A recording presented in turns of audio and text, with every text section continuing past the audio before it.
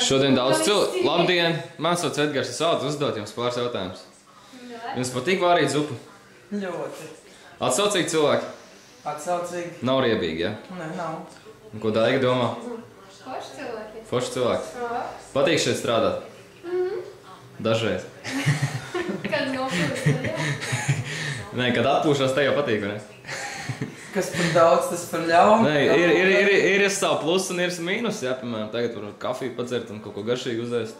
Protams. Mājās varbūt tagad gulēt. Nē, bet zupa arī garšīga, ja? Kas šodien ir par zupu? Bieša zupa. Bieša zupa? Jā, sarkana. Un kas iekšā zupā atrodās? Paskaties, pameklē. Es pameklēšu, tur ir. Kaķi.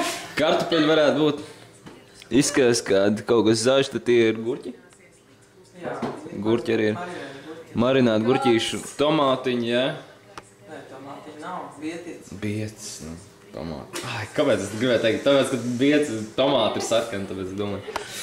Labas sēles. Nu, jā, tā visā visumā diena izdevusies? Jā. Protams, jā, labi noskaņa atnāk, tad visu dienas izdodas. Tad ir labi. Un šodien sportisti arī gaidām, vai ne? Jā, pēc 2 stundu būs klāt. Mēs esam gatavi, jā, dot viņiem. Vienmēr gatavi. Un ir ieradusies arī Inese. Kā Inesei šodien klājās? Ļoti labi. Ļoti labi. Nevar nekādīgi jūs iepriecināt. Ļoti labi klājāt. Tāda ir labi. Labi. Tas bija Zupas virtuves kolektīvs, sastāvs. Paldies Zupām, paldies cilvēkiem. Un paldies Edgaram, kas filmē.